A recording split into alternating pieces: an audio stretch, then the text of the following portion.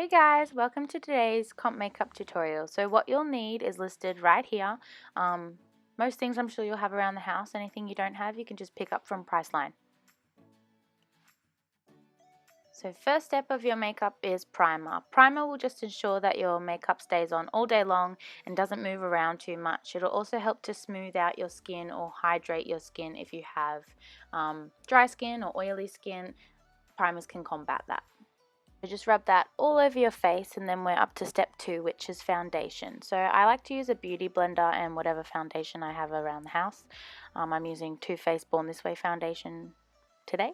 So I just pop that all over my skin. I'm a little bit more generous with my foundation for comp than I usually would be, purely because you're wearing it all day, and stage lights tend to have the ability to wash you out. So the makeup that you put on for comp is a little bit extra and a little bit over the top compared to what you would wear on a normal day-to-day basis, or for a lot of you younger kids, you would wear none, obviously. So I just take my foundation, pop a generous amount on my face, and then I rub that in with my beauty blender, making sure to get in all the nooks and crannies. And I also make sure to blend it into my hairline and my ears and all the way down my neck, because often you're fake tan, so you want your foundation to match your skin.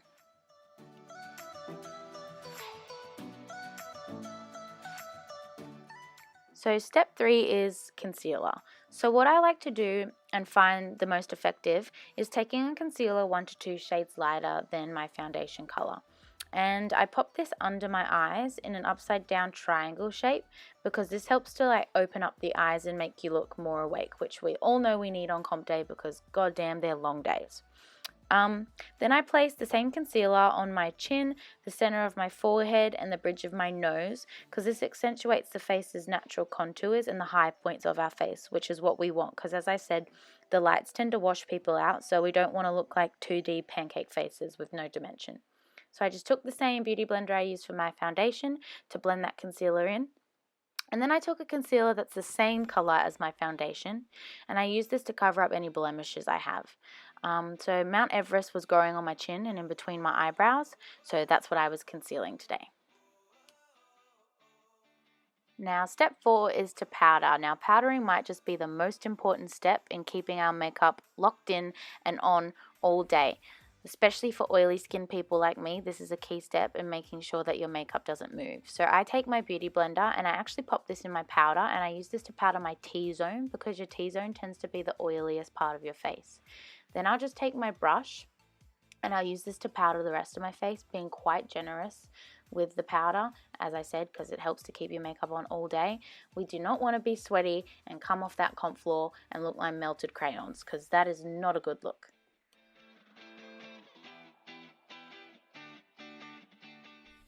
Step 5 is bronzer, my favorite step.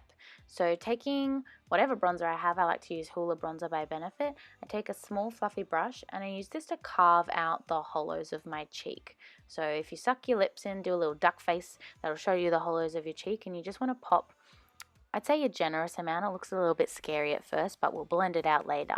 So pop that in the hollows of your cheeks, and then we want to take that same brush and pop it around the exterior of our face, so around our forehead and near our temples, just towards the hairline. This will give us all the dimension that we need. And then we pop it on the sides of our nose and in that little shadow that you have under your lip. So essentially just popping it in all the natural shadows of your face. Then I take a bigger fluffy bronzer brush and I pop a little bit more bronzer on, and I just use this to diffuse out those harsh lines that we just made. So using that to diffuse the lines that we just made, as well as giving my face a bit more color and a little bit of a sun-kissed look, which is what we want. As you can see, makes the face look a little bit more alive and not dead. And then I just take a little bit and I pop it all over my face and on my jawline to give myself that jawline that does not exist. And then yeah.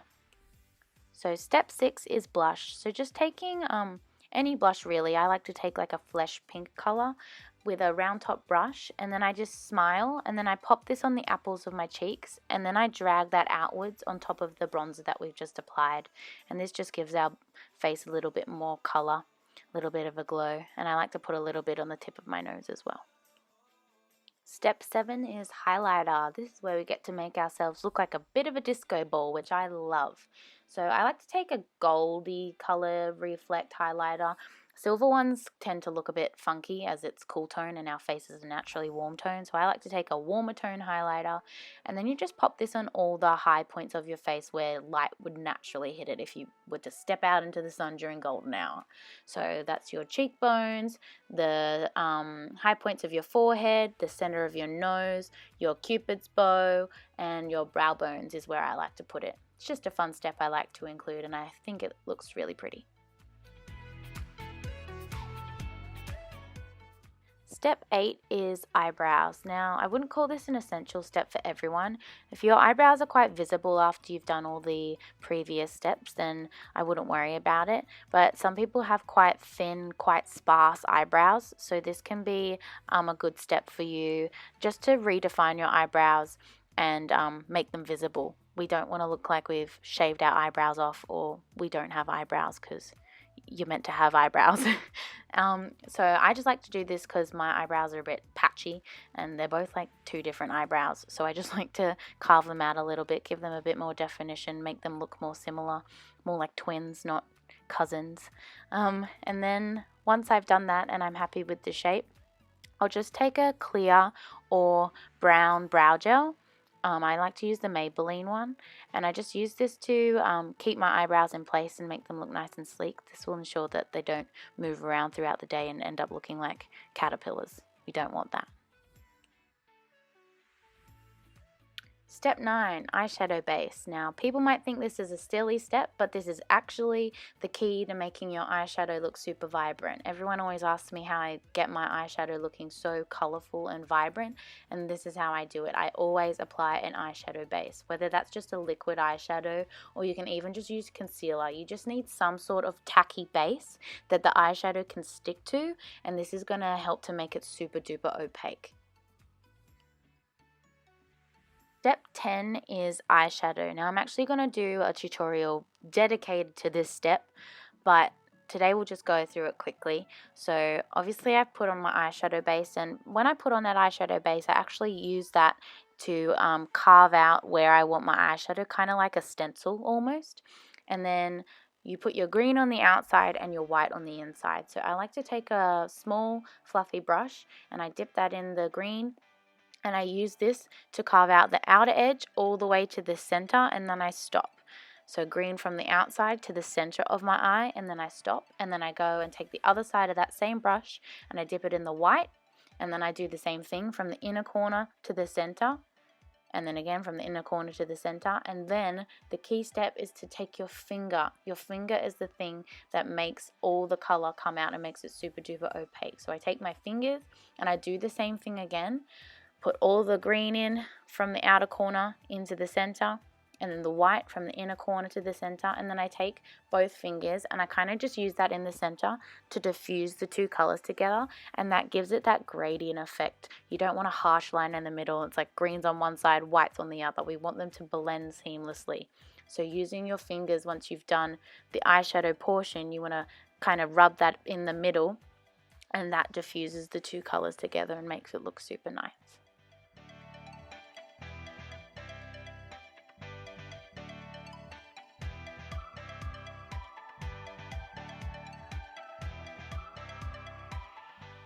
Step 11 is eyeliner. Super simple for eyeliner. If we had to do a cat eye or something, I would be struggling too. So just take a black eyeliner or a deep brown eyeliner and just use this to trace your lash line. Just a super thin, simple line. Step 12 is mascara. I'm sure we're all familiar with how to put mascara on. One thing I will say is if you have flat, straight lashes like myself, invest in a lash curler. They are so good, make life so much better. So I like to just curl my lashes, then I put on my mascara. I don't put heaps on because I apply lashes, but for you younger kids who won't be applying lashes, be a little bit more generous with your mascara because we want to see those lashes. They need to look a little bit dramatic. And for you older kids, just a little bit, and then we'll apply the lashes afterwards. Step 13 is eyelashes.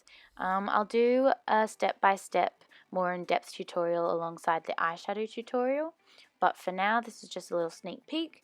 So I like to use the Ardell lashes, and lash glue from Priceline. They're super cheap, super easy to use, and super pretty. They have natural ones, dramatic ones, whatever you like, they got it.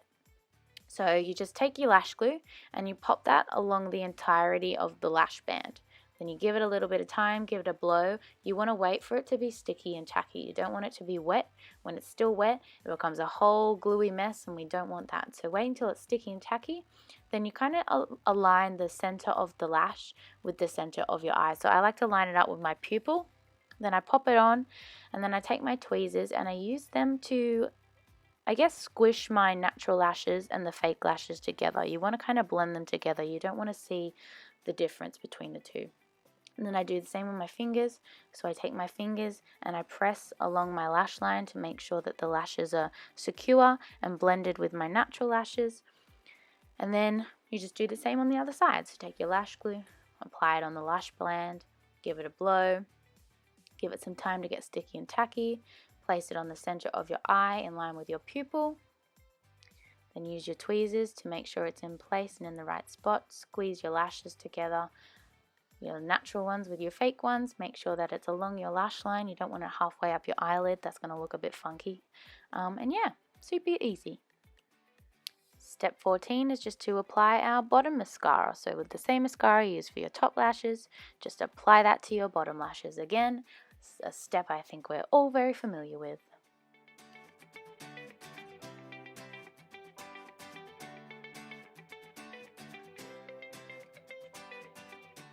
So step 15 is to do our lips. So at Icon we like to use a Flesh Baby Pink color for our lips. So I just take a lip liner that's that color and I line the top and bottom of my lips. A trick I like to use as well is once I've lined my lips, I actually put the lip liner all over my lips. And this just helps to keep your lipstick on all day, saves you from reapplying 20 times throughout the day. Then I just take a lipstick, again Flesh Baby Pink color, put that all over my lips. And then I also like to apply a pink gloss over the top just to give our lips a little bit of a shine, make them look a little bit plump, keep them a bit moisturized. And yeah, that's your lips. Final step is setting spray. This is the be all and end all of my makeup routine. Setting spray just helps to keep everything locked in place, just that little extra bit of security that we need, especially on comp day. Thanks for watching, guys. I'll see you next time for another hair or makeup tutorial. Bye!